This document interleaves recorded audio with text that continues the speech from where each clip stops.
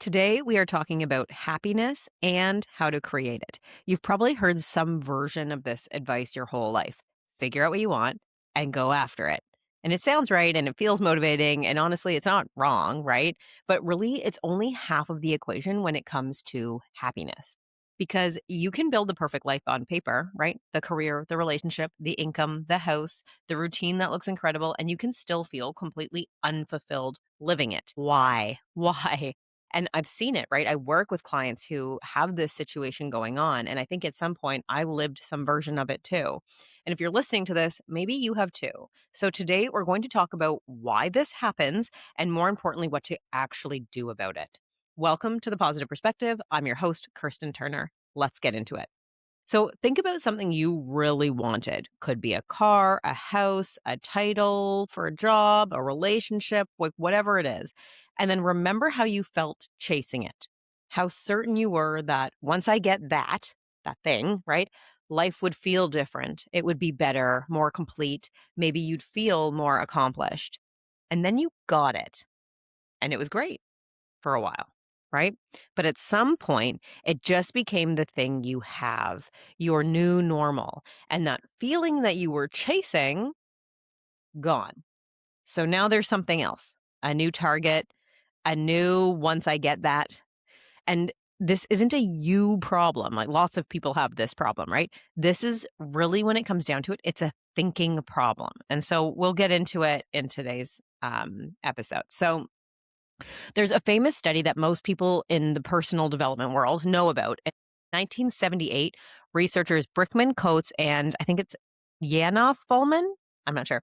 Anyways, they studied two groups of people, lottery winners and people who had become paraplegic from accidents. The assumption was that lottery winners would be dramatically happier. But the data said otherwise. Within about a year, both groups had returned to roughly their baseline level of happiness. Psychologists call this hedonic adaptation. It's your brain has a happiness set point, and external circumstances, good or bad, only will move it temporarily. So happiness is not something ready-made. It comes from our own actions. The Dalai Lama. What this study and what the Dalai Lama are pointing to is that lasting fulfillment first needs to be built. And secondly, it is built less from what happens to us and more from how we live, think, connect, and act consistently over time. External events can change our lives, of course, right? But they do not automatically create sustained happiness. So if we're talking about happiness, we also have to talk about psychologist Mihai. I think his last name is Csikszentmihalyi. Anyway, his work. And if you've listened to my podcast for a while, you've heard me speak about him before. Basically, he spent decades studying what he called flow state. And what he found was fascinating. People consistently rated those flow experiences as among the happiest moments of their lives. So these are the moments when you are so completely absorbed in what you're doing that time just disappears. You're not thinking about yesterday. You're not anxious about tomorrow. There's just this one thing in front of you right now, and you're fully in it. He said, the best moments, quote, right? The best moments in our lives are not the passive, receptive, relaxing times. The best moments usually occur when a person's body or mind is stretched to its limits in a voluntary effort to accomplish something difficult and worthwhile. So what he's really saying is that the deepest forms of happiness and fulfillment don't usually come from comfort. They come from engagement, not from consuming life, but from actively participating in it. And humans feel most alive when we're challenged, growing, immersed in something, pursuing something meaningful, and voluntarily stretching ourselves towards a goal that matters, right? Those things make up very fulfilling experiences. It's effort that we choose in service of something meaningful that often gives us energy. And that's why things like raising children can be exhausting, yet deeply fulfilling. Building a business can consume someone, yet make them feel alive. Athletes suffer through training, but love the process. People often feel better after hard workouts than after endless scrolling. So we feel our best not when we're conserving energy, but when we're fully investing in it. A lot of people think happiness comes from removing challenges, pressure, uncertainty, or effort. But psychologically, humans often suffer from fragmentation than from effort itself. And I'll explain that more.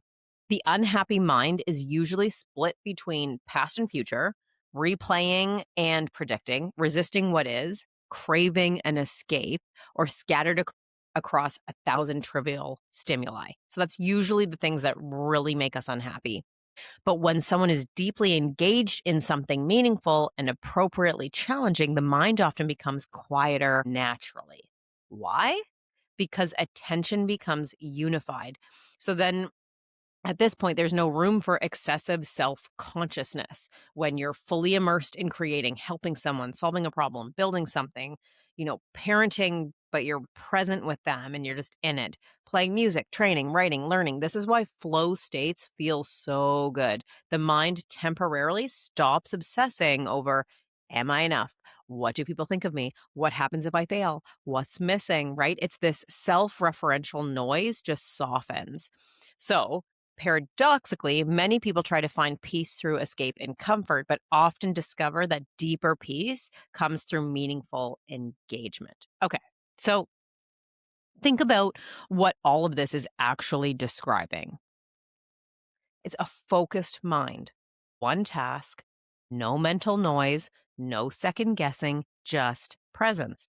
Now, because I've also studied human needs psychology, I know that this also creates a massive feeling of personal growth, which is one of our 6 human needs to thrive.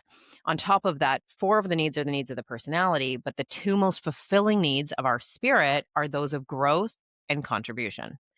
So when we think of flow state, many of us think of it like a productivity hack. Well, it does help us get things done. The real joy it causes comes from the peace we get while in that state. And if you strip away everything, if you ask anyone what they actually want at their deepest level, it really isn't the house or the title or the number in the bank account, right? They believe it's those things because of what they think those things will give them. And if you ask enough questions to get to the very root, it's really all to feel peaceful, at ease with themselves and their life. The problem is that our own minds are usually the biggest thing standing in the way of that. Because the thing you wanted that you knew would make you happier didn't change for the long term, right? Our thoughts did. Our thoughts on the thing changed. And so most of us spend our lives outsourcing our peace to circumstances, to what we have, what we've achieved, what's coming next. But if you do any of the research, the philosophy, or study the people who've actually figured this out, they all kind of point to the same place. The peace you're looking for doesn't come after the next thing. And I think we know this, but we're just been programmed to keep going. So we'll unravel it some more. But it's to understand that it's available right now, like in this moment. If you can learn to stop letting your thoughts convince you that it isn't. In 2014, there was a Harvard study, but where they took people and they put them in a room with nothing to do. They just had to sit there alone with their thoughts for as little as 6 to 15 minutes. No phone, no book, nothing. 2/3 of men and a quarter of women chose to give themselves an electric shock rather than just sit quietly. We would rather hurt ourselves than be alone with our own mind. That's just honesty, I guess, about how uncomfortable mental silence has become for most of us. Because the moment we stop moving or scrolling or consuming, the thoughts just come. They pour in, right? Doubts, worries, old stories, stuff we've been avoiding. There's this quote by Blaise Pascal: all of humanity's problems stem from man's inability to sit quietly in a room alone. And he said that in the 1600s. So maybe not much has changed. Okay, I'm going to switch gears a little here, but I'm going to bring it all back together. I want to talk very quickly about addiction, and there's a reason, and I will get to it, I promise. So, what is addiction? The definition of addiction is any behavior that a person finds temporary relief or pleasure in and therefore craves, but suffers negative consequences as a result of or has trouble giving it up despite the negative consequences. So I think under that definition, if I asked all of you, do you have an addiction? most of us are probably going to put up our hand, right?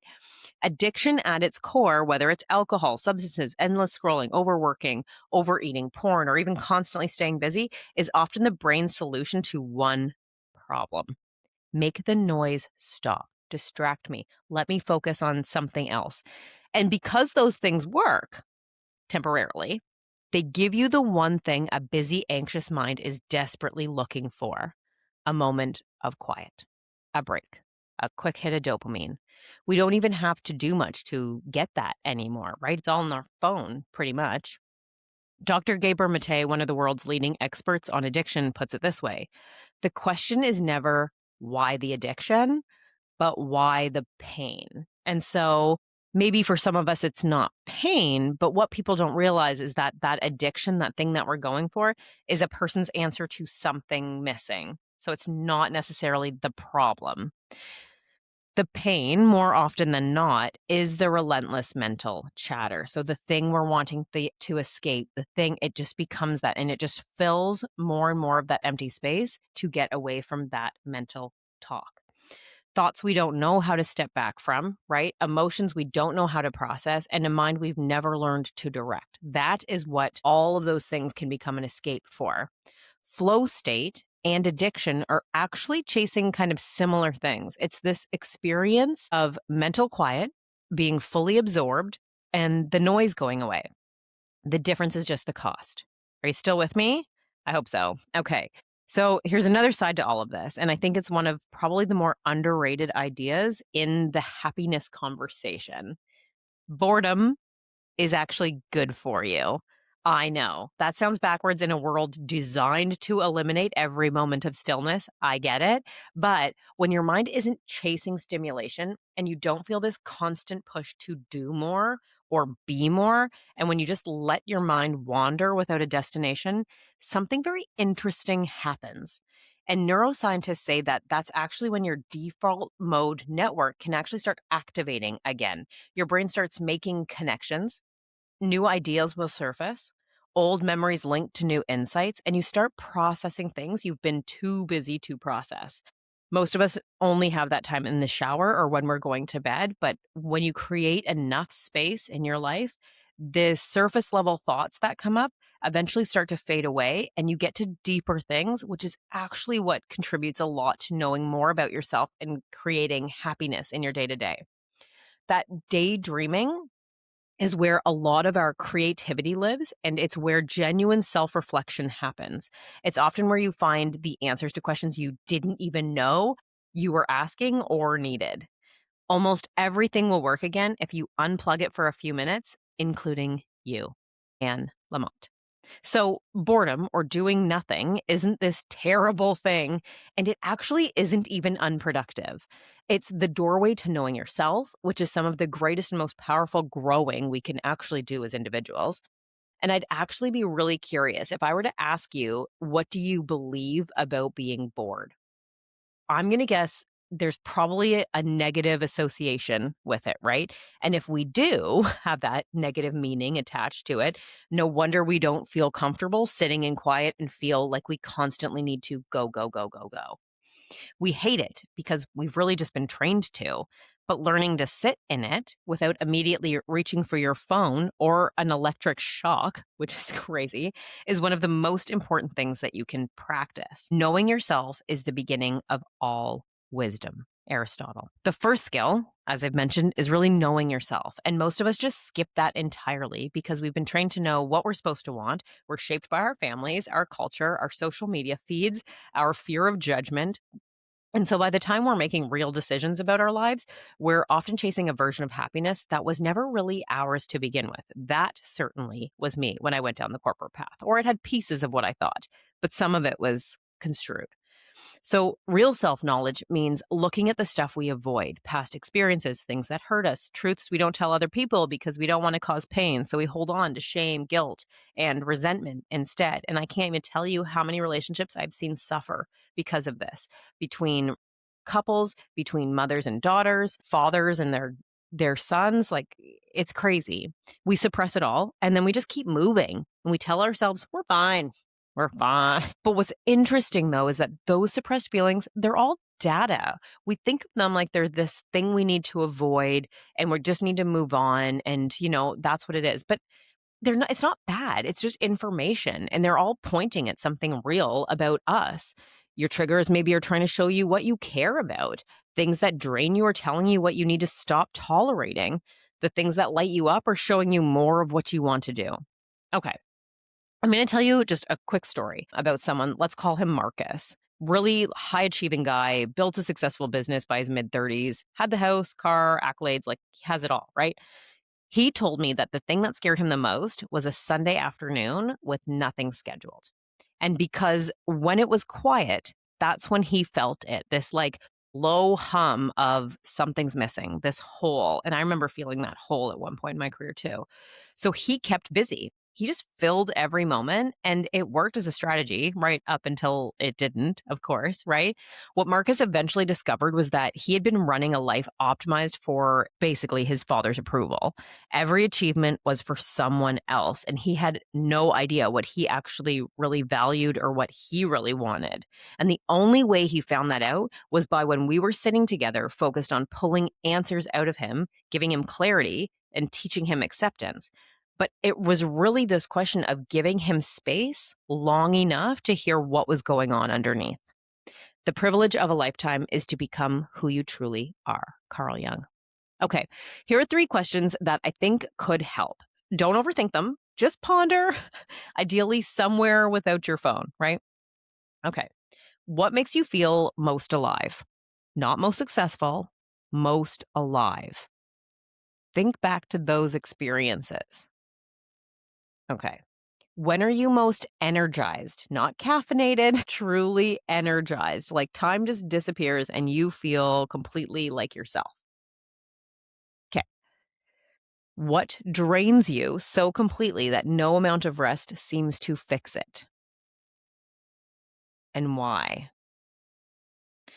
Now, these are only 3 questions, and it takes more, honestly, but to get really into it. But these are great places to start, great questions to start asking. And the deeper you can get down each root of those questions, the more insight that is going to help you is what you'll get, right?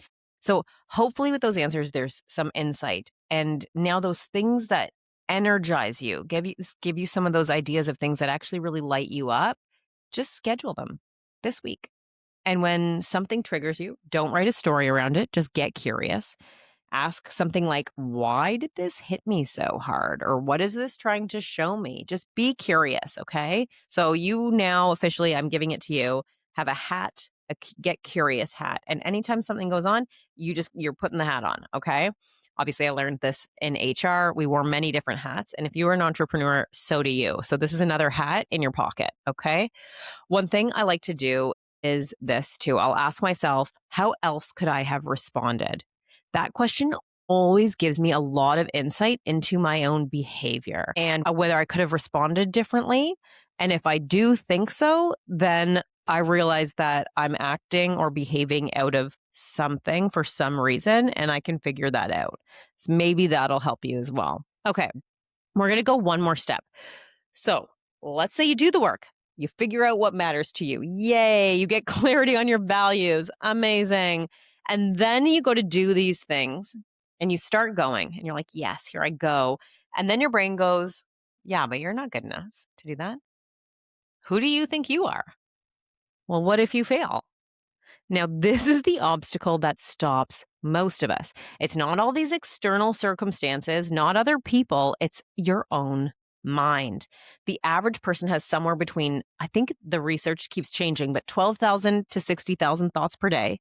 Research suggests up to 80% of them are negative, and around 95% are the same thoughts we had yesterday.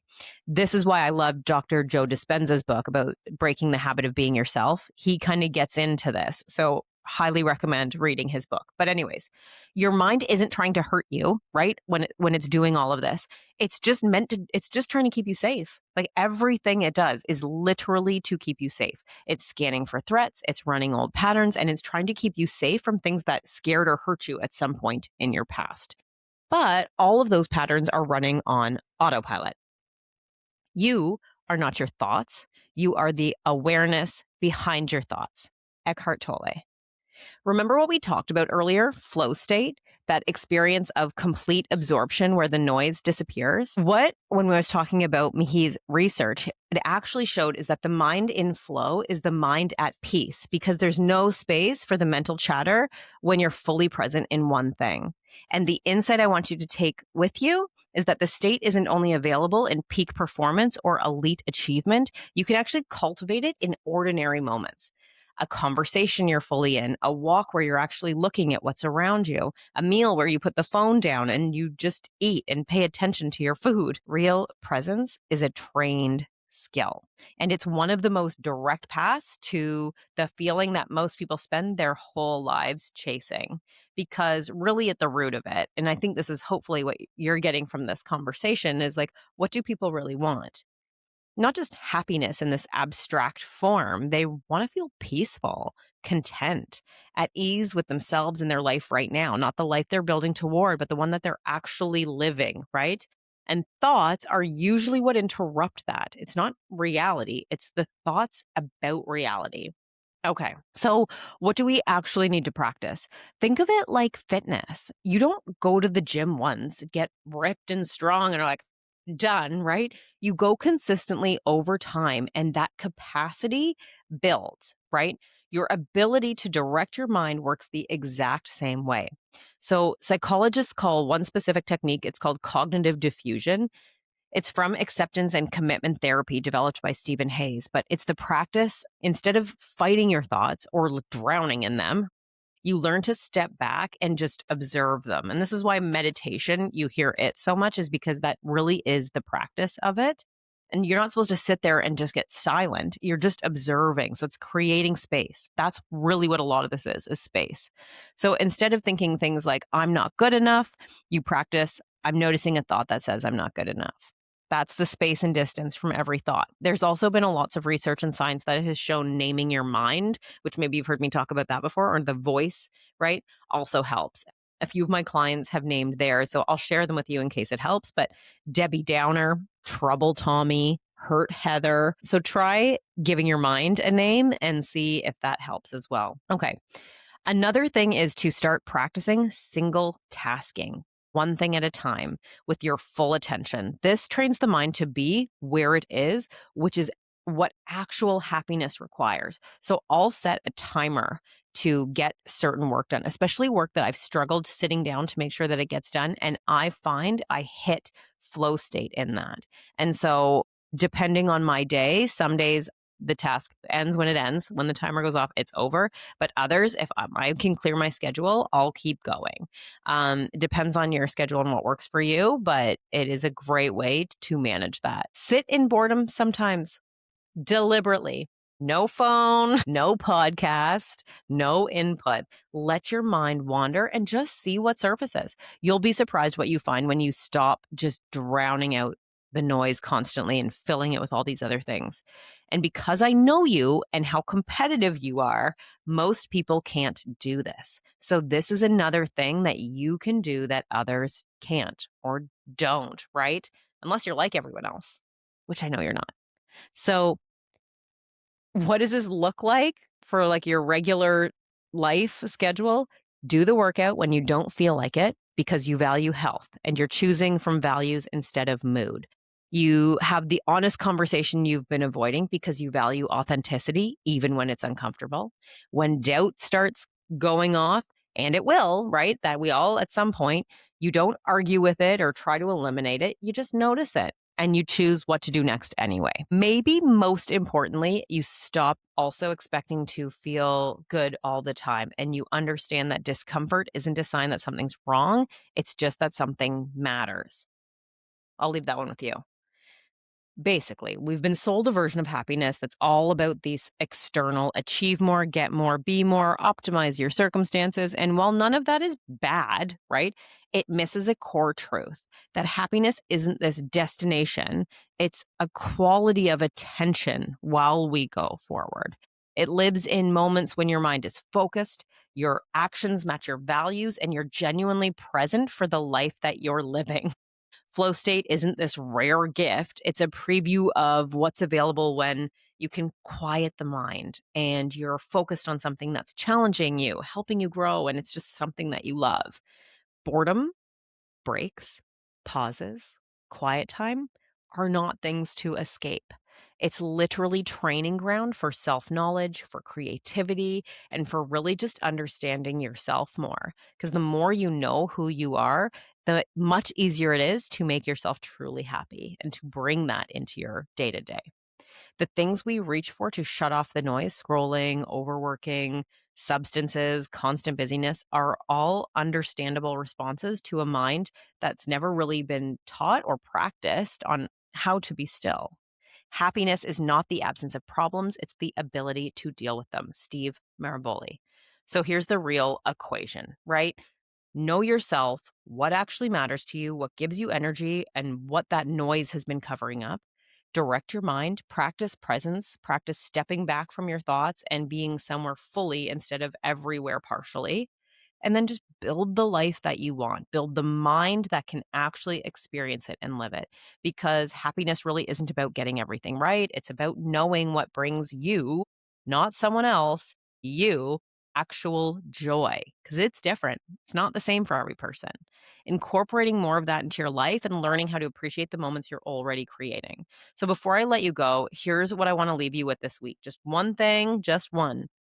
At some point today, put the phone down and just don't fill the silence. Let your mind be bored for a few minutes and just see what shows up. Now, if it's anything like mine, first it'll be your task list, all the things that you need to do or the things that you've forgotten you needed to do. And then the thought is going to come, this is a fucking waste of time. This is a bloody waste of time, whatever. It's a waste of time. But it's after that part that I want you to pay attention to. That's when things get a little more interesting. So you just got to sit with it long enough to get past that part. Thank you for being here. Thank you for doing this work. It matters more than you know. And as always, keep finding the positive perspective.